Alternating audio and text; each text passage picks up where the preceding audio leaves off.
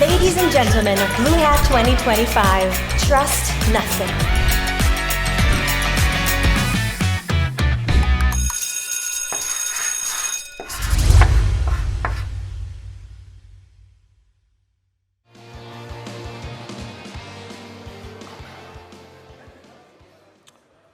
Good afternoon, everyone. Thank you for coming to my talk.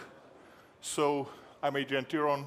Today I'll be talking about Vesta admin takeover vulnerability, and why it was interesting from a vulnerability research and exploitation point of view. And in particular, I'll be talking about exploiting reduced seed entropy in bash random. And in case this doesn't make any sense, don't worry about it. I'll try to explain everything in detail in the next half an hour or so. So a bit more information about myself.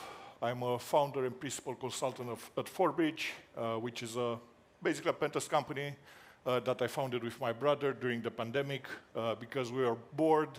We were obviously at home and we had a bit more free time on our hands. Mainly focused on application security, but for the past 2 years or so, I started focusing a bit more on red teaming again. So I got a couple of certifications like OSCP, OSEP, CRT, OCRTL.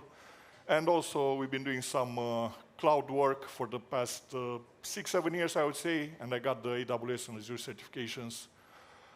In the past, before doing this, I've been a contractor, been doing all sorts of roles in security like security engineer, architect, DevSecOps, pretty much a jack of all trades. However, what I actually enjoyed most is pen testing. So today we'll be talking about old school pen testing, basically, no AI. So, thank you. I'm glad to see that there is some excitement for pen testing. So, what's this talk about? Well, we'll be talking about password reset tokens, which is one of my favorite topics. When I start pen testing an application, I start with looking at the unauthenticated attack surface because that's where all the excitement is coming from, right?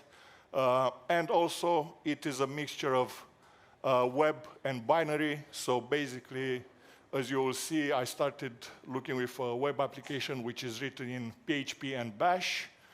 And we will start digging deeper, and we will end up by reviewing a bit of C code, a bit of Bash internals, a bit of PHP internals, in order to actually create a practical exploit. So, as you probably guessed, the password reset token is not crypto secure, right? And if you're familiar, you probably heard about OWASP Top 10. This lies, according to the last version which was published in 2021, this is second place under cryptographic failures. I noticed some of you are focused into crypto, so you might find it interesting, I think. So, a couple of words about Vesta Control Panel, which is our target. It's a web-based control panel for a Linux server. It's similar to cPanel, VHM, Plesk. We've previously did research on this as well, and we found a couple of vulnerabilities. If you're interested in details, you can find them on our blog. As you expect, it's used to manage domains, website databases, all this sort of stuff, right? It's pretty lightweight. It exposes basically a PHP API, as I mentioned. And this PHP code goes into Bash scripts, which are doing all the heavy lifting. Also, as a side note, the company got acquired last year around the time we reported this critical vulnerability to them. And this is how the interface looks like. It's pretty simple to use, pretty straightforward. Yeah, the usual stuff as you would expect. You can manage domains, users, your databases, all the usual stuff that you'd expect from a software like this.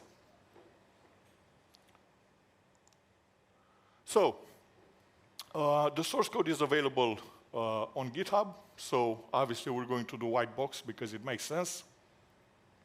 The code is in PHP, as I mentioned. It's quite easy to read.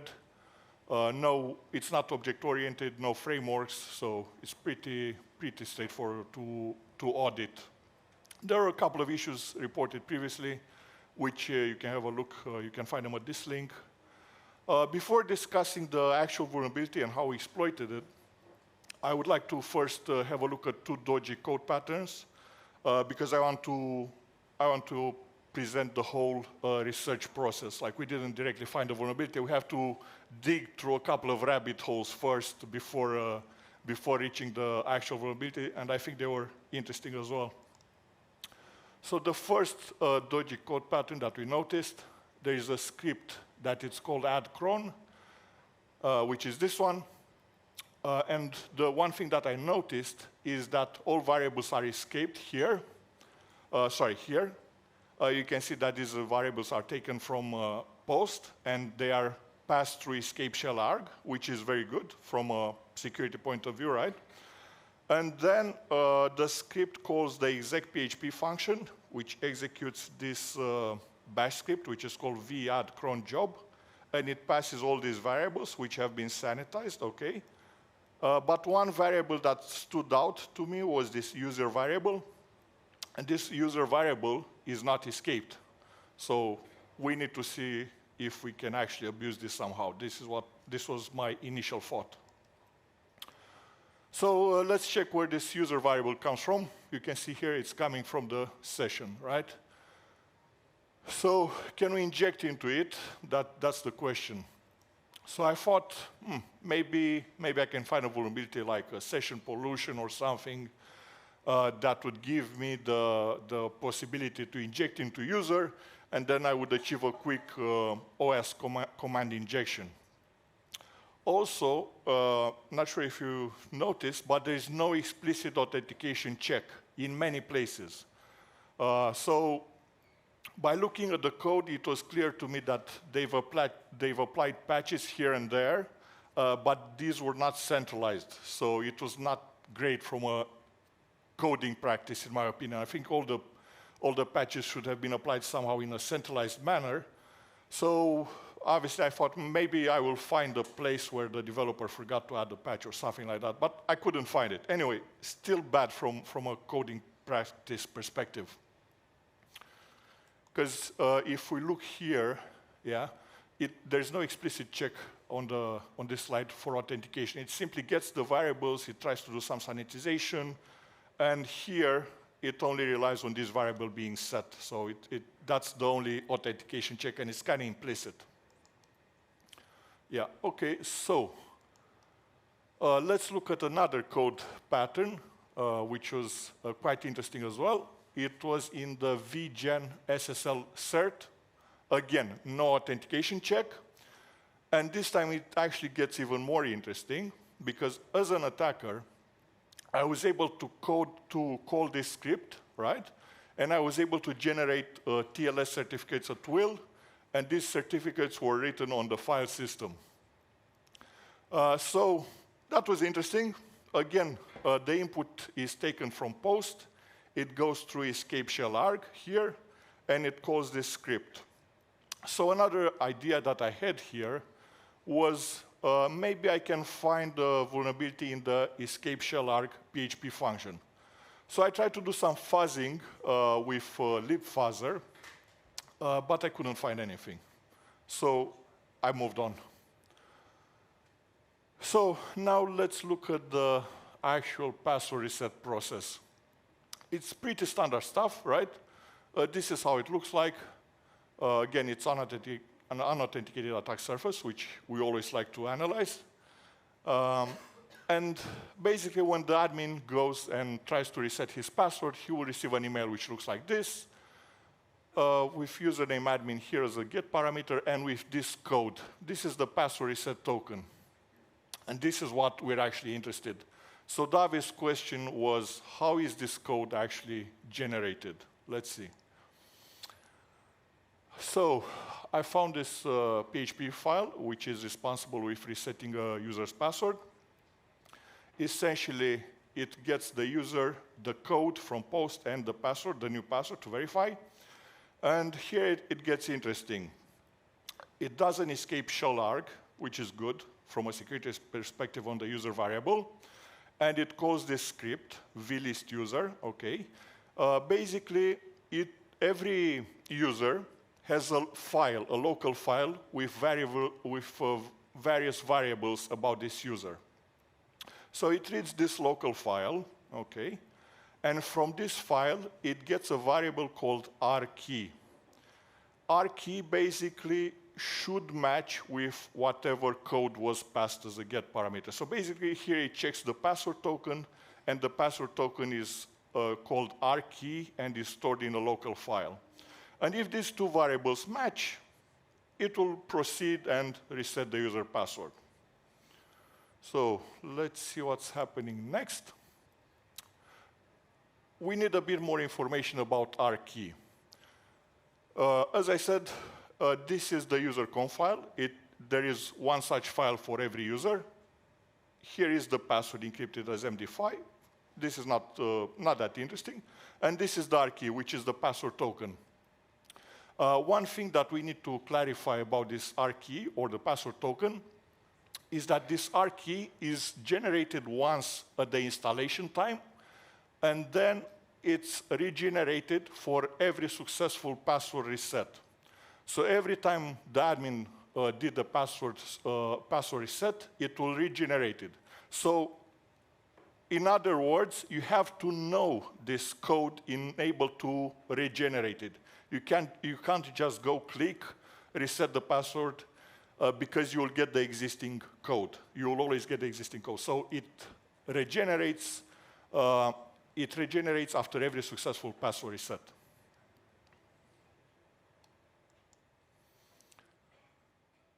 So let's have a look at the next script that is involved, which is the vchange user password. So once the password reset is successful, it will call this script, which will do two important things, as I mentioned.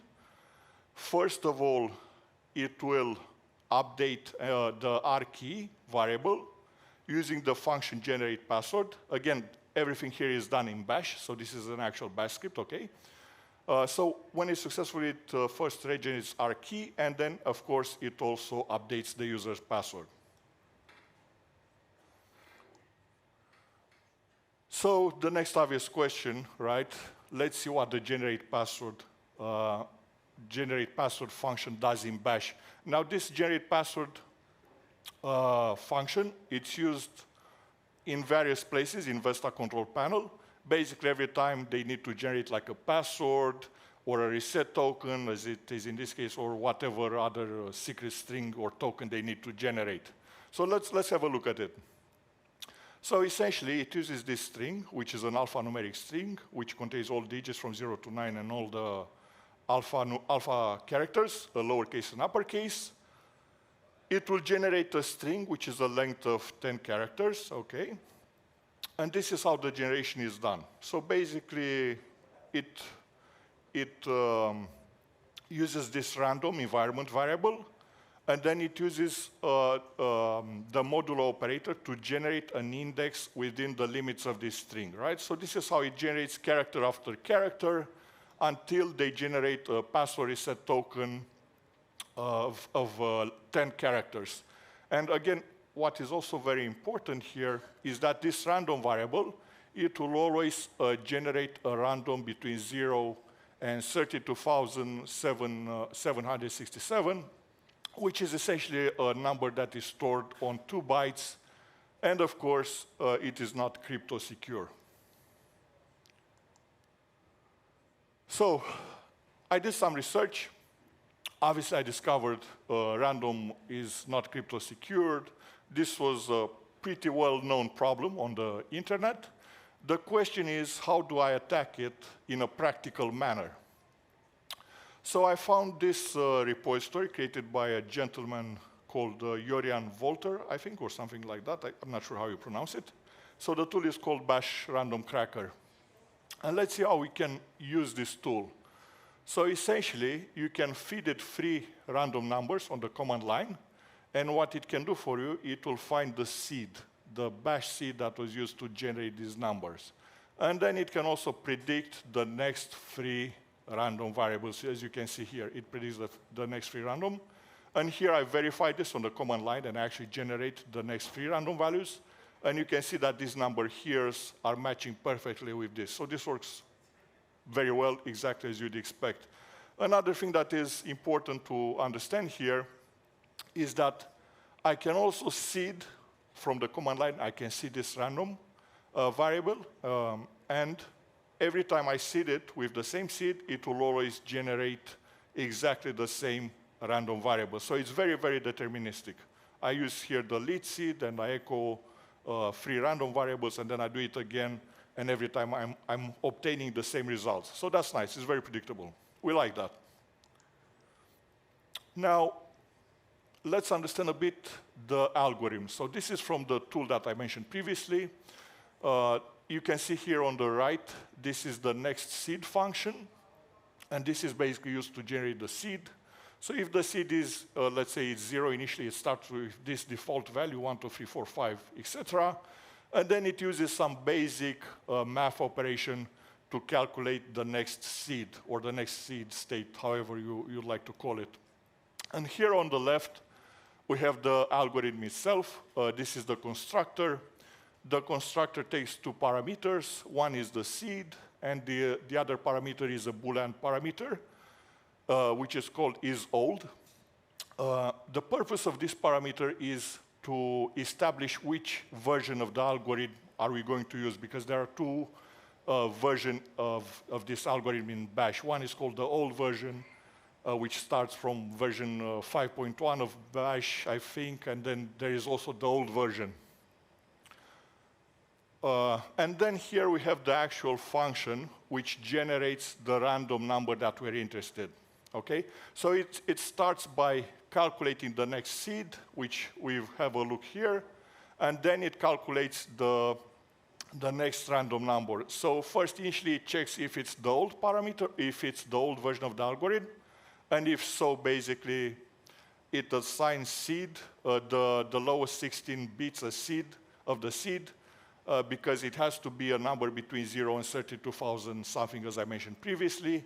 And if it's the new version, it does some bit shifting and an XOR, and then again, it takes the lowest 16 bits in order to place the number within the limit that we just discussed. And at the end of the function, it does an extra check.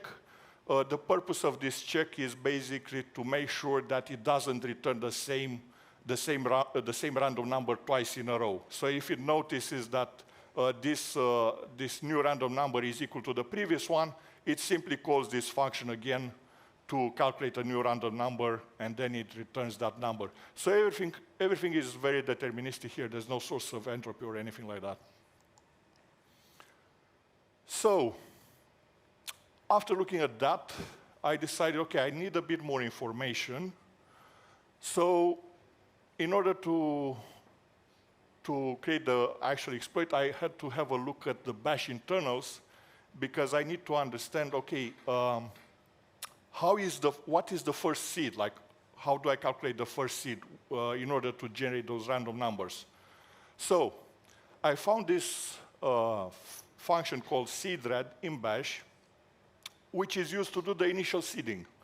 So it calls getTimeOfDay, and basically this getTimeOfDay function sets this TV, which is a time-val structure, and then it calls sbrand, which does the actual seeding, and the seeding is done by XORing the current timestamp, the current microsecond, and then it also uses the getPID function, which gets obviously the PID of the current process. So this line of code is very important.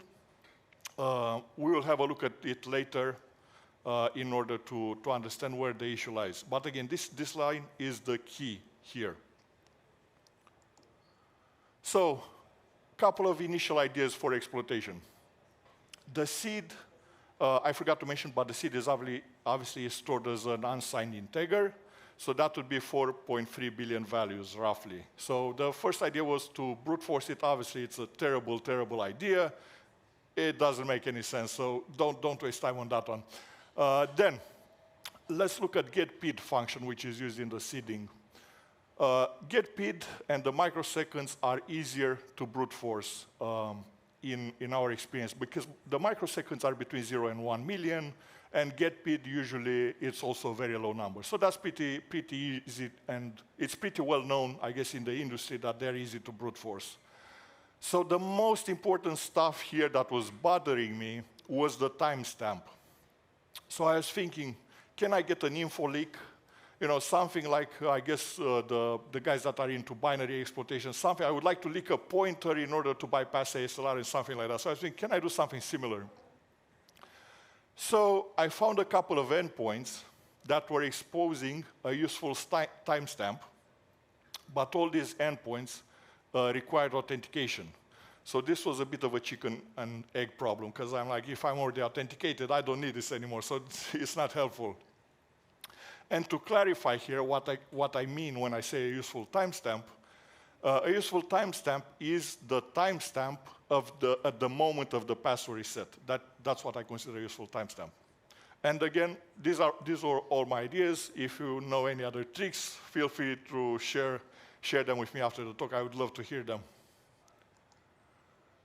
So at this point, I was out of ideas, because 4.3 billion values, it's obviously not doable. It's not a practical exploit. So when I'm out of ideas and reviewing a PHP application, I usually end up looking at the PHP core, right, which is also in C. So I was having a look through various functions which are used to generate random numbers or pseudo-random numbers, to be specific. And one of the functions was this LCG function. Spoiler alert, there was no bug in PHP, or at least I couldn't find one. However, looking at the PHP code, it actually helped me a lot. It helped me realize where the bug is. So let's have a look at this function first. The way this function does the seeding is quite similar to Bash.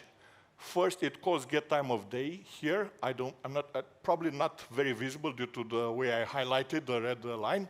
But trust me, it's get time of day here and also here, okay? So it uses get time of day, and then again, it does a very similar stuff. It XORs the seconds with the microseconds. However, it also does a left shift by 11 here. And here it does, again, a left shift by 11. So this got me thinking. I was wondering, why is this left bit shift necessary? And I spent a lot of time asking myself this question. I'm not going to spoil it yet, but you will see why in a bit. And to clarify here, the microsecond, they need 20 bits to be stored. That's also pretty important. So we've seen how PHP does the seeding. Let's go back and look again at Bash and how Bash does the seeding. Again, this is the function sbrand. It simply does XOR between seconds, microseconds, and get PID. So essentially, we're simply XORing three integers. However, as you notice, there's no left bit shifting here. So can this be a problem? So I spent a lot of time thinking about it until I had an aha moment or an Eureka moment. So, and I realized the issues are the following. Let's start with the basic ones. So first, the TV sec field. This is the current timestamp, and it occupies 8 bytes, but in practice, 4 bytes are enough. And you can store timestamps up to year 2038 on just 4 bytes.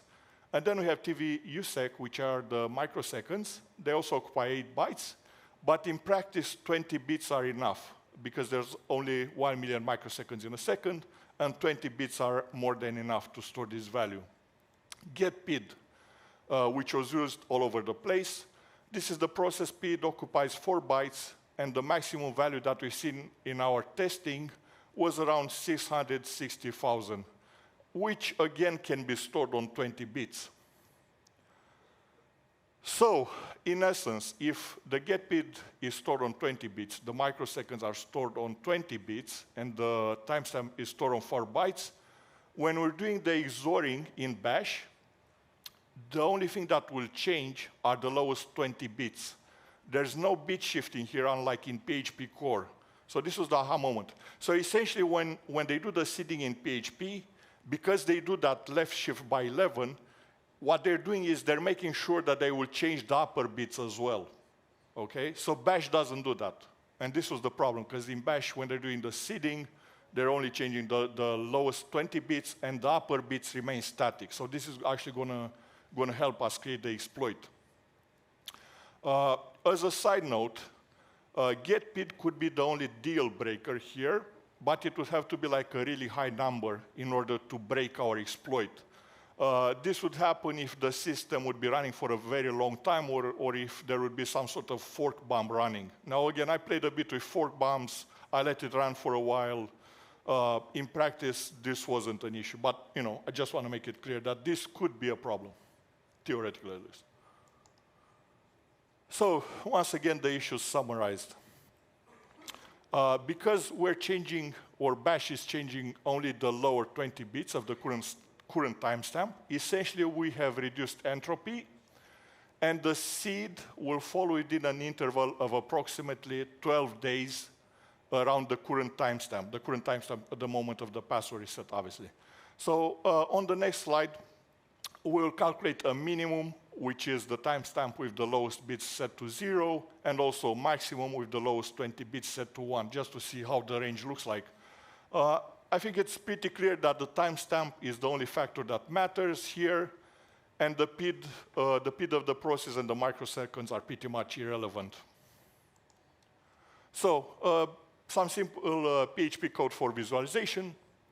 Here I'm getting a timestamp, I'm printing it, and then I create a mask with the lowest 20 bits set to 0, and then I do an AND bit operation to set the lowest 20 bits to 0, and then I display the new timestamp here, which would be like the minimum timestamp. And then here, towards the end, I create another mask with the lowest 20 bits set to 1, and then I do a bitwise OR operation with the original timestamp, and then I display the new timestamp again, which is like the maximum timestamp. And this is how the output looks like. This is the original timestamp. This would be the minimum timestamp, 20 bits set to 0, okay? And this would be the maximum timestamp with the lowest 20 bits set to 1. And this is how the output looks like. Pretty straightforward stuff. So I initially created a local, let's call it a local exploit, to test my theory, to show that everything works. I have extended bash random cracker, which I found on GitHub. I added a method to brute force all 4 billion plus seeds. And I did that just because Rust is fast. I didn't have to brute force all the values, but I did it because, again, the speed was not an issue. So the question is, can we generate a password reset token? I want to see if I can basically regenerate the password reset token that is already stored in the user conf file. What we propose to make this exploit practical, I'm making the assumption here that the application that I'm attacking was either installed in the last 3 years or that the admin performed a password reset in the last 3 years. I think it's a pretty reasonable assumption. So what we propose basically is to brute force the timestamp in reverse chronological order up to the past 3 years. So I extended bash random crackers, as I mentioned. Password is just a command that I added. And this is the password reset token, which I got from the user conf file, from the admin configuration file.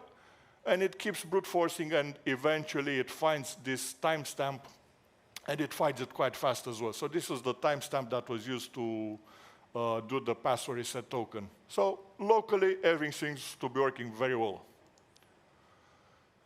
So after seeing that this works, I've created a POC. Basically, I ported all my code to Python, and I created an exploitation script for Turbo Intruder. So Turbo Intruder is a plugin which was developed by James Kettle.